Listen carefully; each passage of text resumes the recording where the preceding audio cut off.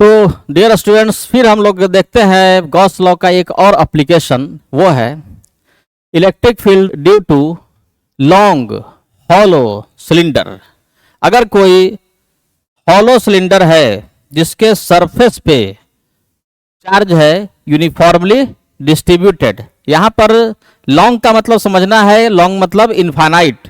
जैसे कोई अगर सिलेंडर है और जिसका रेडियस की तुलना में सिलेंडर का लेंथ अगर बहुत ज़्यादा हो जाए, जनरली 20-25 गुना भी हो गया, तो उसको हम लोग लॉन्ग सिलेंडर या इनफाइनाइट सिलेंडर मानते हैं। तो लॉन्ग या इनफाइनाइट का मतलब ये नहीं कि सच में वो एकदम इनफाइनाइट लेंथ का होगा। सिंपली समझना है कि इनफाइनाइट या लॉन्ग किसी के रिस्पेक्ट में बात हो रहा है।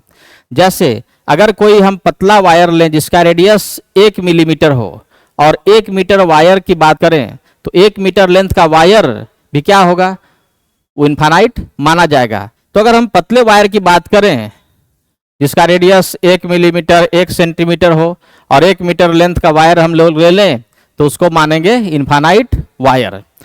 तो हम लोगों को कैलकुलेट करना है electric field due to infinite यानी long hollow cylinder. Hollow cylinder का मतलब क्या है?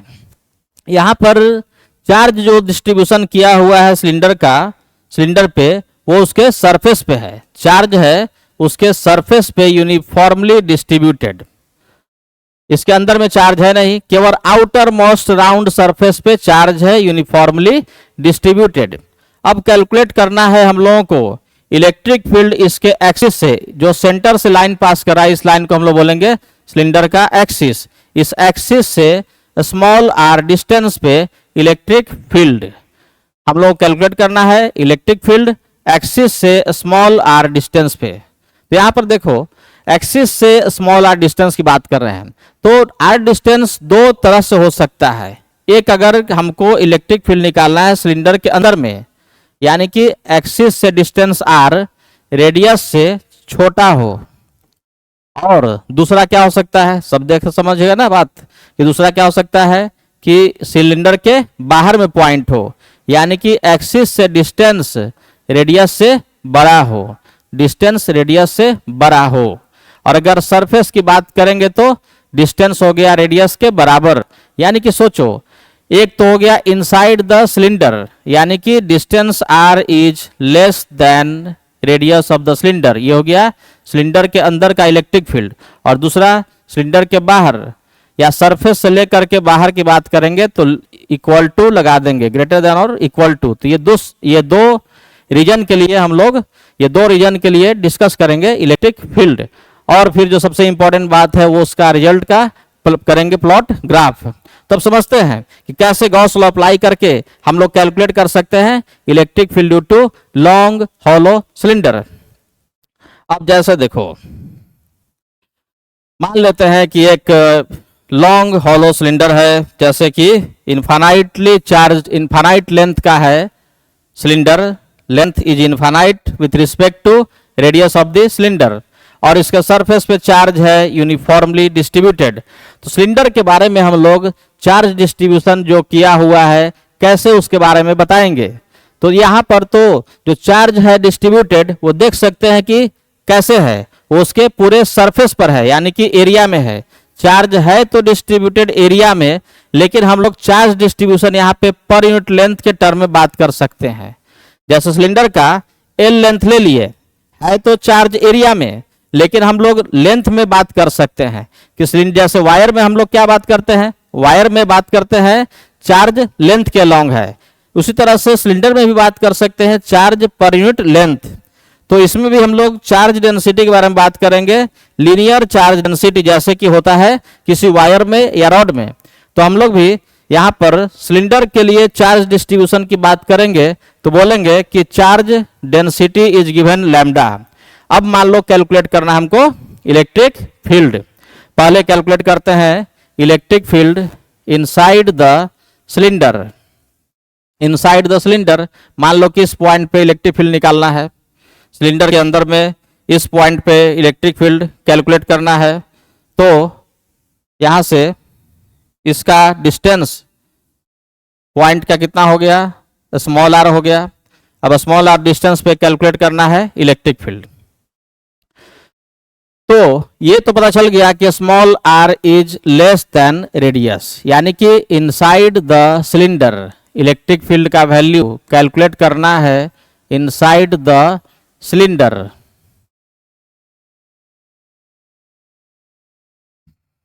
अब उसके पहले हम लोग की गॉस लॉ अप्लाई करें, उसके पहले जानना जरूरी है कि इलेक्ट्रिक फील्ड अगर सिलेंडर के चलते होगा तो किस तरह से होगा।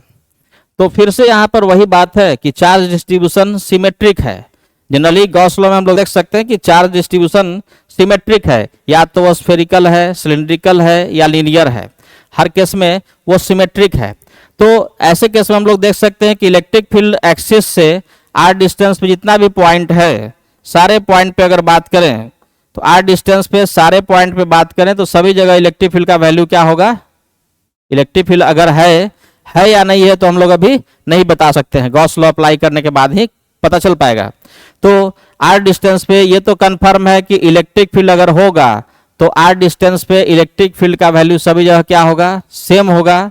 यानी कि पूरे सरफेस के लिए इलेक्ट्रिक फील्ड आर डिस्टेंस पर अगर होगा तो हर पॉइंट के लिए क्या है, फॉर ईच एंड एवरी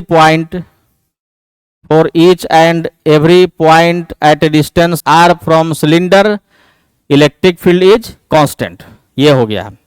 अब हम लोगों को ये पता चल गया कि इलेक्ट्रिक फील्ड होगा तो सभी जगह मैग्नीट्यूड सेम होगा, और अगर होगा तो वो कैसे होगा, वो होगा रेडियली आउटवर्ड। एक ही पॉसिबिलिटी बचता है कि इलेक्ट्रिक फील्ड अगर होगा तो वो होगा रेडियली आउटवर्ड, इस डायरेक्शन में ऐसे इलेक्ट्रिक फील्ड हो सकता है। अगर होगा तो ऐसे ही होगा। तो ये तो पता चल गया कि इलेक्ट्रिक फील्ड कांस्टेंट है और किस तरह से है, रेडियली आउटवर्ड डायरेक्शन में है, रेडियली आउटवर्ड डायरेक्शन में है। तो अब गॉस लॉ अब यहां से अप्लाई कर सकते हैं। तो गॉस लॉ अप्लाई करने के लिए क्या करना होगा, सबसे पहले हम लोगों को सोचना होगा अब एक क्लोज्ड सरफेस, और ऐसा सरफेस सोचना है जिससे कि कैलकुलेशन आसान हो। जनरली हम लोग ऐसे केस में इस तरह का सरफेस इमेजिन करेंगे जिससे कि इलेक्ट्रिक फील्ड लाइन या तो टच करके जाए या क्रॉस करके जाए। तो वो सरफेस क्या हो सकता है, वो सरफेस हो सकता है सिलेंडर। तो मान लो कि एक ऐसा सरफेस हम लोग कंसीडर कर लेते हैं, एक ऐसा सरफेस कंसीडर किए ऑफ रेडियस आर। तो एक ऐसा सिलेंडर कंसीडर किए आर रेडियस का एक सिलेंडर कंसीडर किए। अब जिसके सरफेस को इलेक्ट्रिक फील्ड लाइन कैसे क्रॉस कर रहा है, तो देख सकते हैं कि राउंड सरफेस पे इलेक्ट्रिक फील्ड लाइन और एरिया दोनों सेम डायरेक्शन में होगा। अगर कहीं पर भी राउंड सरफेस का एक छोटा सा एरिया लें तो इलेक्ट्रिक फील्ड उसको क्रॉस कर रहा है और एरिया भी रेडियली आउटवर्ड डायरेक्शन में है। तो पूरे राउंड सरफेस के लिए इलेक्ट्रिक फील्ड और एरिया दोनों का डायरेक्शन क्या है, सब जगह सेम है। कहीं पर भी अगर बात करें तो इलेक्ट्रिक फील्ड उस सरफेस को क्रॉस करके जा रहा है और एरिया का डायरेक्शन भी वैसे ही है, रेडियली आउटवर्ड डायरेक्शन में। लेकिन इस फ्लैट सरफेस की बात करें तो फ्लैट सरफेस को इलेक्ट्रिक फील्ड लाइन कैसे क्रॉस करेगा, तो फ्लैट सरफेस को इलेक्ट्रिक फील्ड लाइन क्रॉस नहीं करेगा, वो केवल टच करेगा। यहाँ भी फ्लैट सरफेस जो है उसको इलेक्ट्रिक फील्ड लाइन क्रॉस करेगा कि टच करेगा, देख सकते हैं कि इलेक्ट्रिक फील्ड लाइन इस डायरेक्शन में हो सकता है। तो ये क्योंकि ये इनफाइनाइट सिलेंडर है तो इलेक्ट्रिक फील्ड सभी जगह पर एक तरह से होगा, रेडियली आउटवर्ड डायरेक्शन में होगा। तो देख सकते हैं कि फ्लक्स इस सिलेंडर जो गॉसियन सरफेस जिसको हम लोग बोल सकते हैं, तो इस गॉसियन सरफेस से के बेस से फ्लैट सरफेस से फ्लक्स क्या हो रहा है, यहाँ पर जीरो हो रहा है। इस सरफेस से फ्लक्स क्या हो रहा है, जीरो हो रहा है, बच गया राउंड सरफेस। तो अप्लाई करते हैं Gauss law, apply Gauss law. और गॉस लॉ क्या बताता है, गॉस लॉ को डायरेक्ट लिखना सीख गए हम लोग। अब डायरेक्ट लिख देना है, टाइम नहीं लगाना है। गॉस लॉ को डायरेक्ट लिख सकते हैं कि टोटल फ्लक्स थ्रू सरफेस यानी कि E डॉट DA का integration over whole close surface equals to क्या होता है, Q enclosed by epsilon naught. किसी भी क्लोज सरफेस से टोटल फ्लक्स कितना होगा, यानी कि E डॉट DA का इंटीग्रेशन कितना होगा, उस सरफेस के अंदर का enclose charge divided by epsilon naught. अब यहाँ पे हम लोग इसको परफॉर्म करते हैं, कैलकुलेट करते हैं।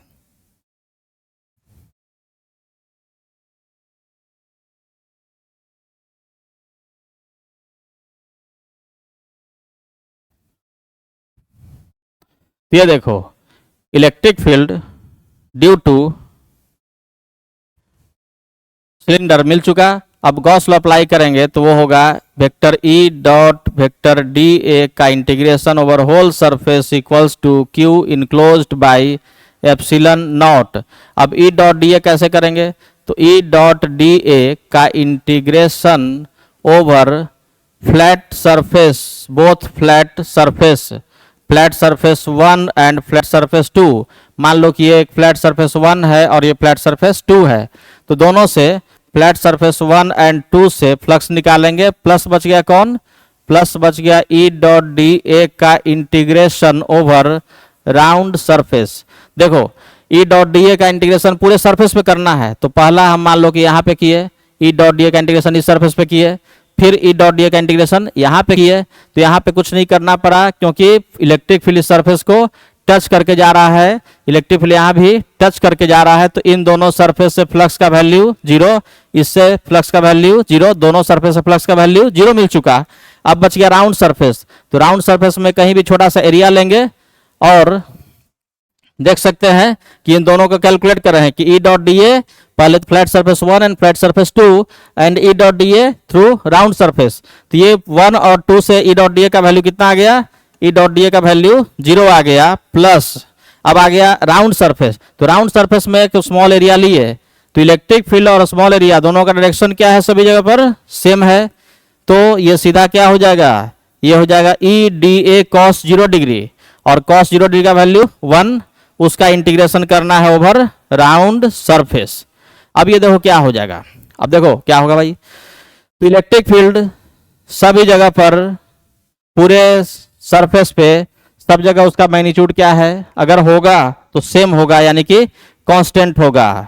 तो ये पूरे इलेक्ट्रिक फील्ड का वैल्यू इंटीग्रेशन में क्या है, कांस्टेंट है, कांस्टेंट है क्योंकि पूरे सरफेस पे सभी जगह इलेक्ट्रिक फील्ड का मैग्नीट्यूड सेम होगा, तो इसमें सेम होगा, तो ये चीज हो गया कांस्टेंट, तो ये इंटीग्रेशन के बाहर चला गया। अब बच गया डीए का इंटीग्रेशन किसके लिए है, तो डीए का इंटीग्रेशन राउंड सरफेस के लिए, तो राउंड सरफेस के लिए डीए का इंटीग्रेशन। अब देखो राउंड सरफेस के लिए डीए का इंटीग्रेशन करना है, ये हो जाए कितना ई, और राउंड सरफेस का डीए का इंटीग्रेशन मतलब राउंड सरफेस का टोटल सरफेस एरिया। तो राउंड सरफेस का टोटल एरिया कितना होता है, इसका रेडियस है स्मॉल आर और लेंथ मान लेते हैं कि लेंथ इसका लिया गया एल, तो 2 pi small R into L. देखो ये हम लोग लिए थे गॉसियन सरफेस, गॉसियन सरफेस लिया गया था ये वाला, ये सिलेंडर लिया गया था गॉसियन सरफेस, जबकि चार्ज वाला सिलेंडर कौन है, ये बड़ा वाला, इसमें हम लोग ऐसा सरफेस बस इमेजिन किए, तो इसका रेडियस स्मॉल आर और लेंथ एल है, तो सरफेस एरिया कितना हो गया 2 पाई आर एल, और this equals to Q enclosed by epsilon naught. अब देखो मेन चीज आ गया कि इस सिलेंडर के अंदर में जो कंसीडर किए हैं, सिलेंडर इमेजिन किए हैं, चार्ज तो पूरा कहाँ है, चार्ज पूरा जो है सिलेंडर का उसके सरफेस पे है, ये सरफेस बाहरी सरफेस पे है, और ये सरफेस हम लोग इमेजिन किए हैं गॉसियन सरफेस, तो इस सरफेस के अंदर में कोई चार्ज नहीं है क्योंकि चार्ज तो पूरा जो सिलेंडर है वो उसके सरफेस पे है। तो ये जो हम लोग सरफेस इमेजिन किए थे, इस सरफेस के अंदर में कोई चार्ज इनक्लोज्ड नहीं हुआ, तो चार्ज इनक्लोज्ड का वैल्यू कितना है 0।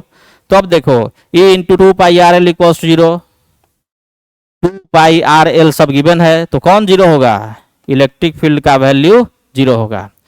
तो ऑब्वियस था कि जनरली सिमेट्रिक केस होता है, जैसे स्फीयर है, हॉलो स्फीयर है, हॉलो सिलेंडर है, तो उसके अंदर में इलेक्ट्रिक फील्ड 0 होता है, लेकिन 0 किसके लिए है, जब ये सिलेंडर कैसा हो, इनफाइनाइट हो। तो एक रिजल्ट तो हम लोग ले आए कि हॉलो सिलेंडर के अंदर में इलेक्ट्रिक फील्ड 0 होता है, जिस तरह से हॉलो स्फीयर के अंदर में इलेक्ट्रिक फील्ड 0 होता है, उसी तरह से हॉलो सिलेंडर के अंदर में भी इलेक्ट्रिक फील्ड 0 होता है। अब नेक्स्ट हम लोग यहाँ से फिर आगे कैलकुलेट करेंगे इलेक्ट्रिक फील्ड सिलेंडर के बाहर में, तो बाहर में कैलकुलेट करना है तो फिर से क्या करना होगा, वैसा ही गॉसियन सरफेस लेके गॉस लॉ अप्लाई करना होगा। तो नेक्स्ट देखते हैं केस 2,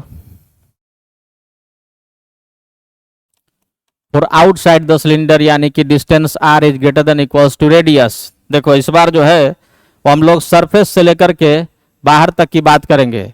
इस सरफेस पे चार्ज है यूनिफॉर्मली डिस्ट्रीब्यूटेड, चार्ज है इसके सरफेस पे यूनिफॉर्मली डिस्ट्रीब्यूटेड, और कैलकुलेट करना है इलेक्ट्रिक फील्ड एक्सिस से स्मॉल आर डिस्टेंस पे, एक्सिस से स्मॉल आर डिस्टेंस पे। ये मान लो उसका एक्सिस है, तो इस बार कैलकुलेट करना है बाहर में कि बाहर में अगर कोई पॉइंट है तो वहाँ इलेक्ट्रिक फील्ड का वैल्यू क्या होगा। उस पॉइंट का डिस्टेंस एक्सिस से दिया हुआ है स्मॉल आर और इसका रेडियस गिवन है कैपिटल आर। तो जो डिस्टेंस आर है स्मॉल आर वो रेडियस से बड़ा है, या सरफेस की बात करेंगे तो बराबर है। तो सरफेस से लेके बाहर तक अब इलेक्ट्रिक फील्ड निकालेंगे। तो फिर से वही काम करेंगे कि आर डिस्टेंस जितना भी पॉइंट है सारे पॉइंट पे इलेक्ट्रिक फील्ड का वैल्यू क्या होगा, सेम होगा। इस एक्सिस से आर डिस्टेंस पे तुम आ जाओ, कहीं भी आ जाओ, तो इलेक्ट्रिक फील्ड का मैग्नीट्यूड सभी जगह पर सेम होगा और डायरेक्शन क्या हो सकता है, रेडियली आउटवर्ड होगा। तो हम लोगों को यहाँ पर भी सरफेस किस तरह का इमेजिन करना चाहिए। तो कंफर्म हो गए कि सरफेस इस बार जो इमेजिन करेंगे वो होगा इसी तरह का एक कोई भी सिलेंडर सोच लेंगे, इमेजिन कर लेंगे, जिसका रेडियस दिया हुआ है स्मॉल आर रेडियस है और लेंथ मान लेते हैं कि लेंथ है एल। ये हम लोग एक क्लोज सरफेस कंसीडर किए। अब तुम देखो कि इलेक्ट्रिक फील्ड लाइंस कैसे इस सरफेस को क्रॉस करेगा। तो ये तो इनफाइनाइट सिलेंडर है, इनफाइनाइट सिलेंडर है, तो इसके चलते इलेक्ट्रिक फील्ड होगा तो सिलेंडर के परपेंडिकुलर होगा। ठीक है, इलेक्ट्रिक फील्ड अगर होगा तो सिलेंडर के परपेंडिकुलर होगा।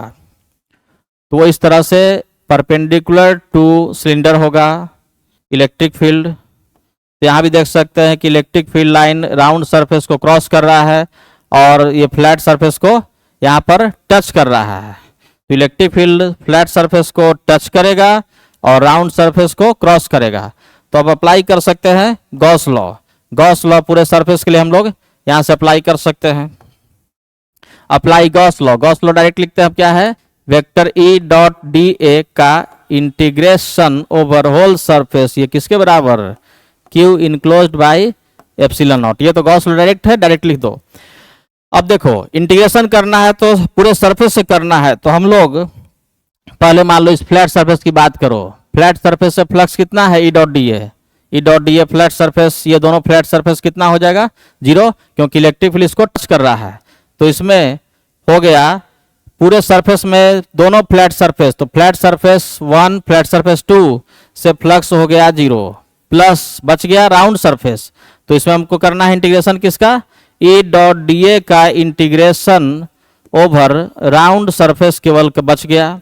बाकी ये सरफेस दोनों फ्लैट सरफेस से फ्लक्स का वैल्यू 0 आ चुका है, वो डायरेक्ट लिख दिया 0, पहले भी देख चुके। अब बच गया राउंड सरफेस। राउंड सरफेस ये कैलकुलेट करें कितना होगा, ई डॉट डी ए दोनों का डायरेक्शन सेम है, तो ये हो गया ई का मैग्नीट्यूड, एरिया का मैग्नीट्यूड cos 0 डिग्री, इसका इंटीग्रेशन ओवर राउंड सरफेस। तो इसमें ई का वैल्यू सभी जगह क्या है, हम लोग जानते हैं कि इलेक्ट्रिक फील्ड पूरे सरफेस पे आर डिस्टेंस पे, सेम डिस्टेंस पे सिलेंडर के एक्सिस से सेम डिस्टेंस पे इलेक्ट्रिक फील्ड का वैल्यू सब जगह सेम होगा। देख सकते हो एक्सिस से सभी पॉइंट का डिस्टेंस क्या है, सेम है, तो इलेक्ट्रिक फील्ड का मैग्नीट्यूड भी सेम होगा। तो सेम होगा तो ये कांस्टेंट हो गया, कांस्टेंट है तो इंटीग्रेशन के बाहर करो और बच गया इंटीग्रेशन ऑफ एरिया, एरिया का इंटीग्रेशन ओवर राउंड सरफेस।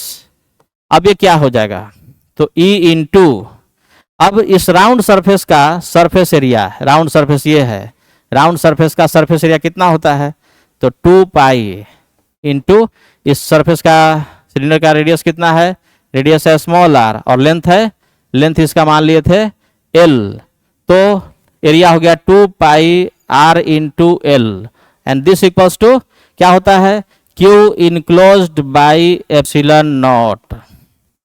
अब देखो इस सिलेंडर के अंदर में कितना चार्ज इनक्लोज्ड हुआ, तो सिलेंडर के अंदर में जो इमेजिनरी सरफेस था गॉसियन सरफेस, उसके अंदर में जो चार्ज है, चार्ज बॉडी का एल लेंथ अंदर में इनक्लोज्ड हुआ, एल लेंथ, एल लेंथ में कितना चार्ज होगा, तो ये पूरा गॉसियन सरफेस के अंदर में इतना पोर्शन जो सिलेंडर का है वो उसके अंदर में इनक्लोज्ड हुआ, बंद हुआ, तो इतने लेंथ पे कितना चार्ज है, तो एल लेंथ पे चार्ज जो होगा वो चार्ज कितना होगा, वही हो जाएगा क्यू इनक्लोज्ड, और वो कितना होगा लैम्डा इंटू एल। तो यहां से वैल्यू पुट कर दो, अब यहां से वैल्यू पुट कर दो, दिस यहां से आ जाएगा value E into 2 pi R L equals to lambda into L by epsilon naught. तो इलेक्ट्रिक फील्ड का वैल्यू कितना आ गया, तो यहां देख सकते हैं कि लेंथ कैंसिल आउट हो गया, तो क्या बच गया लैम्डा बाई 2 पाई आर, जो यहां पर है वो नीचे आ जाएगा, तो lambda by 2 pi epsilon naught R. तो अब रिजल्ट आ चुका, इलेक्ट्रिक फील्ड बाहर में कितना होगा, तो इलेक्ट्रिक फील्ड बाहर में होगा ई बराबर lambda by 2 pi epsilon naught R, और अंदर में इलेक्ट्रिक फील्ड पहले निकाल चुके थे कि अंदर में इलेक्ट्रिक फील्ड का वैल्यू होता है 0, तो सिलेंडर के अंदर में इलेक्ट्रिक फील्ड का वैल्यू 0 और बाहर में इलेक्ट्रिक फील्ड का value lambda upon 2 pi epsilon naught R. अब इस दोनों रिजल्ट को हम लोग यूज करेंगे, प्लॉट करेंगे ग्राफ के रूप में। तो पूरा रिजल्ट है उसको एक बार हम लोग समराइज कर लेते हैं कि अगर कोई इस तरह का सिलिंड्रिकल चार्ज डिस्ट्रीब्यूशन हो, हॉलो सिलेंडर हो और ये इसका लेंथ इनफाइनाइट हो, तो अंदर में इलेक्ट्रिक फील्ड यानी कि when distance R is less than radius, यानी कि inside the cylinder electric field will be 0, और अगर बाहर में आ जाए यानी कि डिस्टेंस आर ग्रेटर देन और इक्वल टू रेडियस, तो इलेक्ट्रिक फील्ड का वैल्यू कितना आया था, सबको याद हो गया था, इलेक्ट्रिक फील्ड का वैल्यू आया था lambda by 2 pi epsilon naught R, lambda by 2 pi epsilon naught R. लेकिन एक बार तुम देखो कि ये रिजल्ट तो पहले भी आ चुका है, ये रिजल्ट किसका रिजल्ट से मैच कर रहा है, ये रिजल्ट है electric field due to infinite wire, electric field due to infinite wire, याद रखो, याद करो, ये था electric field due to infinite wire. तो यहां से हम लोग देख सकते हैं कि ये रिजल्ट ये बता रहा है कि किसी भी बाहर में अगर कोई पॉइंट है तो उस बाहरी पॉइंट के लिए पूरा सिलेंडर क्या बन जाता है, किस तरह से एक्ट करता है, बाहरी पॉइंट के लिए सिलेंडर किस तरह से एक्ट करता है। जैसे ये इंपॉर्टेंट बात है, याद रखने के लिए बहुत जरूरी है कि कोई आदमी अंदर से कुछ और है और बाहरी दुनिया में कुछ और है, तो कैसे बोलते हैं कि अरे वो बाहर में ऐसे बन जाता है, बाहर में गया तो उसका बुद्धि ही काम नहीं किया, भीगी बिल्ली बन गया, ऐसे कुछ होता है। तो उसी तरह से मान लो कि यहाँ पर भी हम लोग बोलेंगे कि इस बाहरी पॉइंट के लिए सिलेंडर क्या बन गया, सिलेंडर एक वायर बन गया। तो याद रखेंगे रिजल्ट को कि for outside point hollow cylinder acts like a long wire kept at its axis। इस बाहरी पॉइंट के लिए पूरा सिलेंडर क्या बन गया, एक ये सिलेंडर तो लॉन्ग सिलेंडर है, तो लॉन्ग सिलेंडर क्या बन गया, लॉन्ग वायर कहां पे रखा हुआ, उसके एक्सिस पे रखा हुआ। तो हम किसी बाहरी पॉइंट पे इलेक्ट्रिक फील्ड अगर कैलकुलेट करेंगे तो सीधा क्या करेंगे कि सिलेंडर को एक वायर मान करके चलें, कि वायर मान करके और कहां पे रखा हुआ, उसके एक्सिस पे रखा हुआ।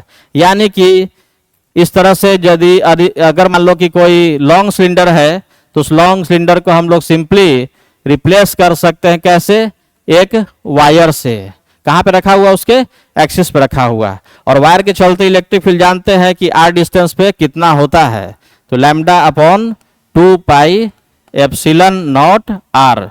अब हम लोग ग्राफ को प्लॉट करते हैं।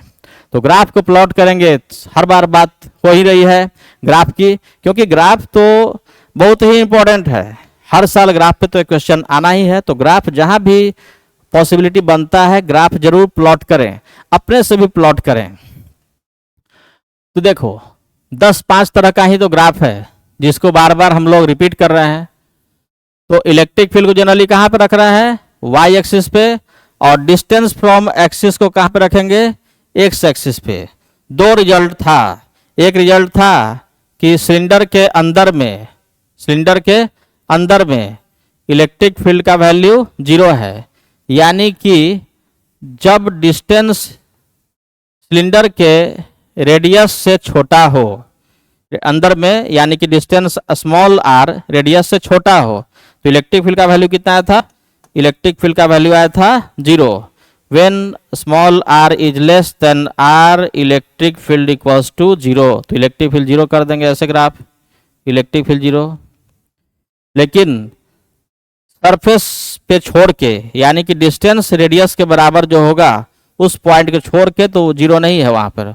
तो इस पॉइंट को हम लोग क्या करेंगे, इसको सर्कल के अंदर में रख देंगे। वो ये बताने के लिए है कि this point is excluded from the graph, इस ये ग्राफ का हिस्सा नहीं है, मतलब इलेक्ट्रिक फील्ड इस पॉइंट पे 0 नहीं है। तुम देख सकते हो कि ये कब 0 था, जब अंदर में है, सरफेस पे जैसे ही पहुंचे तो इलेक्ट्रिक फील्ड का फॉर्मूला चेंज हो गया।